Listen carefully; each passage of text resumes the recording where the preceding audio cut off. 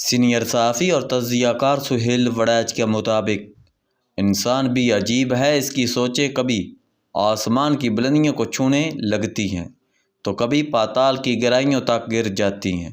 افراد اور اقوام کا مقدر ان کی افتاد تباہ اور بذات پر استوار ہوتا ہے۔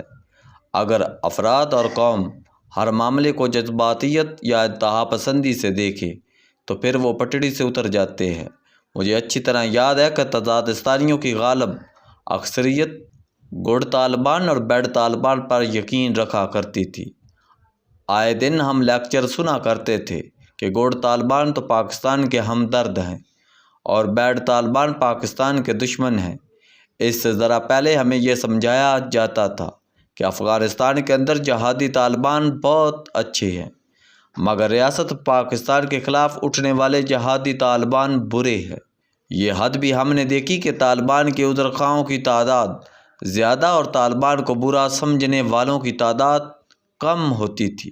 یہ عذرخواہ ہر طالبان حملے کے عذر بیان کیا کرتے تھے۔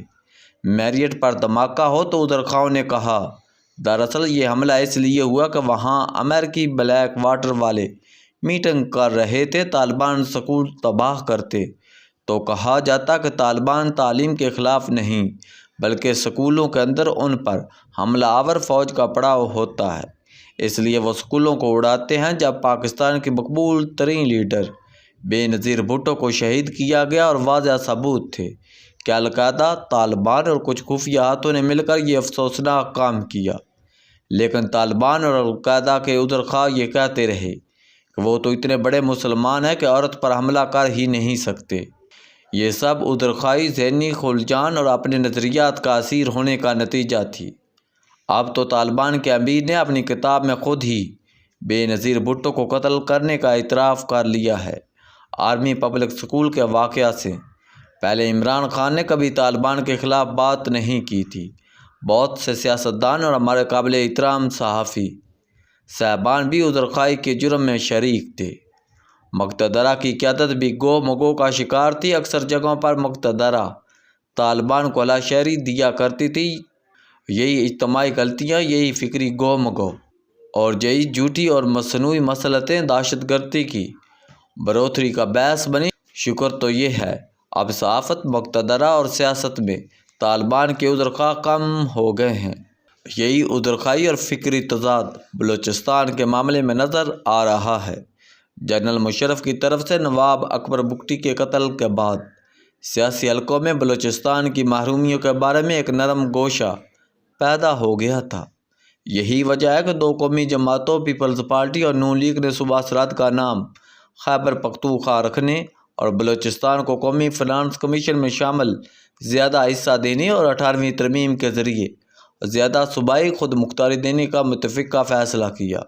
مرکز کمزور ہو گیا اور صوبے مضبوط ہو گئے تاکہ فیڈریشن قائم رہ سکے۔ بلوچستان میں غائب افراد کا معاملہ ہو یا دہشت گردی کے واقعات، غالب اکثریت کا طالبان والے معاملے کی طرح عذر یہی تھا کہ یہ بلوچ محرومیوں کا رد عمل ہے۔ وہ اتنے دبائے جا چکے ہیں کہ ان کے پاس اس کے علاوہ کوئی چارہ نہیں۔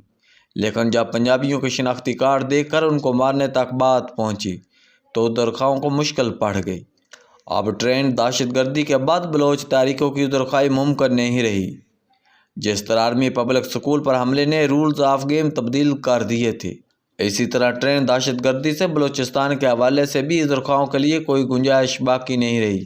اس واقعہ نے بلوچستان کی محرومیوں اور ان کے ساتھ ہونے والی زیادتیوں سے مظلومیت کا جو تاثر پیدا ہوا تھا وہ اب ایک نیک ظالم کی شکل میں تبدیل ہو گیا ہے، اور اب اس ظالم دہشت گرد کے خلاف ریاستی جنگ میں عوامی تائید شامل ہو جائے گی۔ باقی رہ گی بات سیاست کی اور ہماری اجتماعی غلطیوں کی، تو یہ بات طے کر لینی چاہیے کہ جس طرح دنیا نے زور زبردستی، دہشت گردی اور مار پیٹ کو حقوق اور سیاست کی جنگ سے خارج کر دیا ہے، ہمیں بھی خارج کرنا ہوگا۔ اب ہمیں لاڈ، پیار، مصالحت اور پسندیدگی کے اثار سے نکلنا ہوگا۔ 2014 کے دھرنوں مذہبی جذبات کو حکومت کے خلاف استعمال کرنے اور حکومتوں کو ریاستی مداخلت کے ذریعے عدم استحکام کا شکار کرنے سے اجتناب کرنا ہوگا۔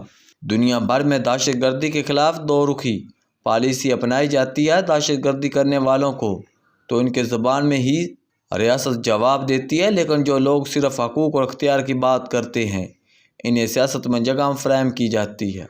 بہت سی سیاسی جماعتیں اور افراد دہشت گردی کے ماحول میں اسٹاک ہوم سنڈروم کا شکار ہو جاتے ہیں۔ وہ خود پر ظلم کرنے والوں سے ہی پیار کرنے لگتے ہیں۔ عرصہ دراز سے بلوچستان میں امن و امان کے حالات خراب ہیں۔ غیر معمولی صورتحال میں الیکشن بھی درست نہیں ہوتے، نمائندگی بھی صحیح نہیں ہو رہی۔ منتخب نمائندے ہی با اعتبار اور با اختیار ہوں تو دہشت گردی کو شکست دینے میں معاون ثابت ہو سکتے ہیں۔ اتنی بڑی تعداد میں حملہ آوروں کا ایکشن ہماری انٹیلیجنس کی بہت بڑی ناکامی ہے۔ ریاست نے کلیننس آپریشن جس سرعت و احتیاط سے کیا ہے، بلوچستان میں انٹیلیجنس نیٹ ورک اتنا ہی ناکام نظر آیا ہے۔ جس طرح کراچی میں انٹیلیجنس نیٹ ورک کے ذریعے دہشت گردی اور غنڈہ گردی کو ختم کیا گیا تھا، وہی طریقہ یہاں لاگو کرنے کی ضرورت ہے۔ دنیا میں دہشت گردی ختم کرنے کا دیر پا طریقہ بہرحال سڑکوں کا جال بچانا اور ترقی و خوشحالی پھیلانے کا ہے۔ ریاست کو اپنے کم وسائل کے باوجود اس طرف توجہ دینے کی ضرورت ہے۔ باقی یہاں تک غیر ملکی سازشوں اور ان کے ایجنڈوں کا تعلق ہے، اس سے نمٹنا مقتدرہ بخوبی جانتی ہے۔ ضرورت ہے کہ اس معاملے کو اب پہلی ترجیح دی جائے اور دہشت گردوں، ان کے ٹھکانوں اور ان کے لیڈروں کو ٹھکانے لگایا جائے۔